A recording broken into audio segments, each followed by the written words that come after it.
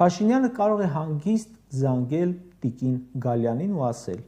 այսինչ դատավորը ինձ դուր չի գալիս, ու նա կչեզոքացնի կարգապահական վարույթով։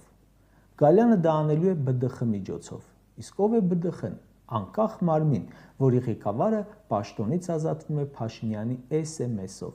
այսինքն Փաշինյանի գրպանի կառույց, նրա ղեկավարը նշանակվում էր Նիկոլ Փաշինյանի թիմի անդամը, այս կառույցի ղեկավարին Փաշինյանը նշանակում էր միայն նրա համար, որ Քոչարյանը հանկարծ իշխանության չգա։ Նիկոլ Փաշինյանը որ թիմի անդամին ուր ուզել նշանակել է, դրա համար էլ այսօր միջազգային ֆորումի բեմին իրենից գոհ ասում է, ինչը ուզենա կփոխի, որովհետև շուրջ բոլորը իրենք են, սահմանադրական փոփոխություններ կկարողանա նախաձեռնել, այո, իսկ ինչու ոչ, այդ հանձնաժողովը իրենք չեն լինելու, տեքստը իրենք չեն կազմելու, խորհրդանում չունե այնքան ձայն, որ սահմանադրական օրենքներ ընդունի, սահմանադրական դատարանի 9 հոգանոց ցանկը բացեք,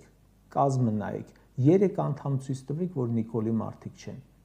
Կարող ենք մտածել, որ անկախ մարմիններում ոչ միայն Նիկոլ Փաշինյանն ունի իր մարդիկ, այլ այդ կառույցները ամբողջությամբ ԿՊՖ-ֆիկացվել են։